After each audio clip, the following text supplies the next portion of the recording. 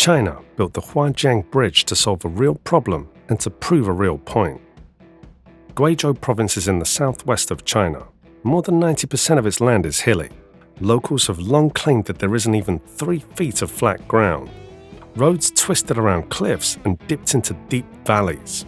A short trip between 2 towns could take 2 hours because drivers had to follow narrow mountain roads. Many villages stayed cut off from bigger cities, and that isolation kept families poor for generations. The local government knew that geography was the main barrier.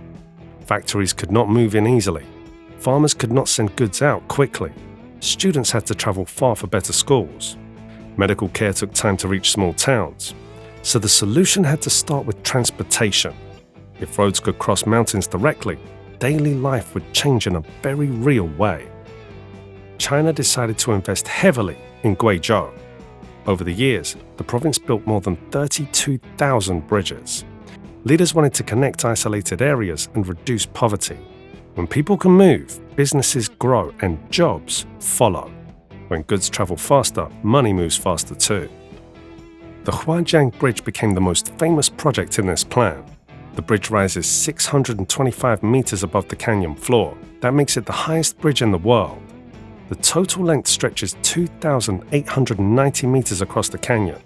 The main span alone measures 1,420 meters. Crossing the canyon once took about 2 hours by car. Now, the drive takes around 10 minutes. That change alone reshaped daily routines for thousands of people. Building such a bridge in this location required serious planning. Engineers chose a steel truss suspension design. The structure includes 93 steel truss sections. Together they weigh about 22,000 tons. That's roughly 3 times heavier than the Eiffel Tower. Each section had to be lifted across a deep canyon with strong winds. Workers used a powerful cable crane system to move the steel from one side to the other. The process demanded balance and accuracy at every step. Construction lasted about 3.5 years. The total cost reached around $300 million. Some people ask, why spend that much on one bridge? The answer connects to a larger strategy. Since 2012, China has pushed hard to remove extreme poverty in rural regions. Infrastructure became a key tool in that effort. Roads, bridges, high-speed rail and airports create long-term economic links.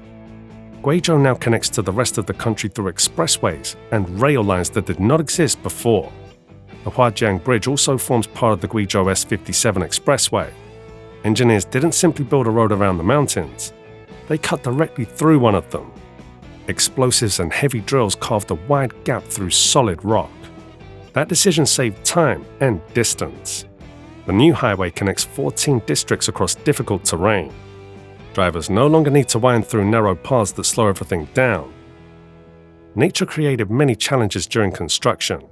The 2 main support towers stand at different heights because the canyon walls are uneven. The region also experiences earthquakes. Engineers installed shock absorbers to reduce movement during seismic activity.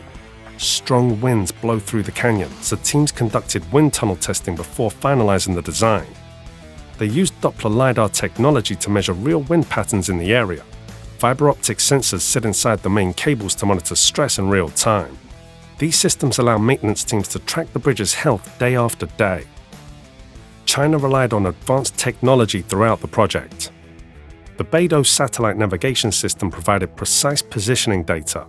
Engineers ran virtual simulations before construction began. These simulations helped them test how the structure would react to wind, weight, and vibration. When you look at the final result, you see steel and concrete. Behind that steel stands years of planning and digital modeling. Economic impact remains the main reason this bridge matters. Travel time dropped from 2 hours to 2 minutes across the canyon. Truck drivers save fuel and deliver goods faster. Farmers send fresh produce to market before it spoils. Tourists reach scenic areas with ease. Small businesses gain access to customers from other districts. Students commute to schools that once felt too far away. Hospitals receive supplies more quickly. All these changes connect back to one structure crossing a canyon. Guizhou used to rank among China's poorest provinces. Limited transportation trapped many communities in a cycle of low income and few opportunities. Infrastructure alone does not solve every issue, yet it opens doors. When highways link remote towns to larger cities, investors pay attention. Factories consider new locations. Service industries expand. Over time, income levels rise. That pattern has already appeared in several parts of the province. The bridge also carries symbolic value. China wants to show the world that it can complete complex engineering projects in harsh environments. The Huajiang Bridge stands as a visible example of that capability. International media often highlight the structure because of its height and scale. Visitors travel to see it. Engineers from other countries study its design. Tourism plays a growing role in the bridge's story. The project includes a glass elevator that takes visitors down toward the canyon. A two-story coffee shop offers views of the surrounding cliffs. A glass walkway sits under the roadway for those who enjoy heights. An artificial waterfall adds visual appeal. A bungee jump platform already operates at the site. Plans include more extreme sports and even base jumping events. Some critics question whether such dramatic attractions distract from the bridge's practical purpose. Supporters argue that tourism creates additional income for local communities. Hotels, restaurants, and tour services benefit from new visitors. When tourists arrive, they spend money in nearby towns. That spending supports jobs and small businesses. In that sense, the bridge supports both transportation and entertainment. The larger national plan ties into China's Belt and Road Initiative. That initiative aims to improve trade routes and economic links across Asia, Europe, and Africa. Domestic infrastructure strengthens the country's internal network first. Once internal connections improve, external trade becomes easier to manage. Guizhou's transformation fits within this broader vision. The province moved from isolation toward integration within a decade. Safety remains a constant focus. The steel truss suspension design distributes weight evenly across the structure. Engineers balanced construction from the center outward to maintain stability. Each section required careful alignment. Workers monitored stress levels during installation. The fiber optic sensors continue to send data about tension and movement. Maintenance teams review that data regularly. Long-term durability depends on constant attention. Weather adds another layer of concern. Canyon winds can shift quickly. Wind tunnel tests help designer adjust the shape of the trusses and cables. Those adjustments reduce vibration. Earthquake resistance required additional reinforcement. Shock absorbers help limit movement during tremors. These features work together to protect drivers and pedestrians who use the bridge daily. Practical usage matters more than records about height.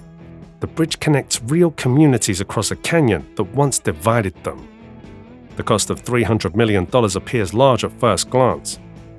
When you spread that cost across decades of use and millions of crossings, the calculation shifts. Infrastructure works best over long periods. A strong bridge can serve generations. If economic growth follows, tax revenue rises and offsets initial spending. Governments around the world debate such investments, and outcomes depend on execution and management. China's approach to Guizhou focused on speed and scale. Over 32,000 bridges now span the province. That number shows commitment. Some projects attract global headlines, others quietly connect small villages. Together, they form a network that reshapes the region's economy. China built this bridge to connect mountains, connect people, and connect its future to a larger global vision.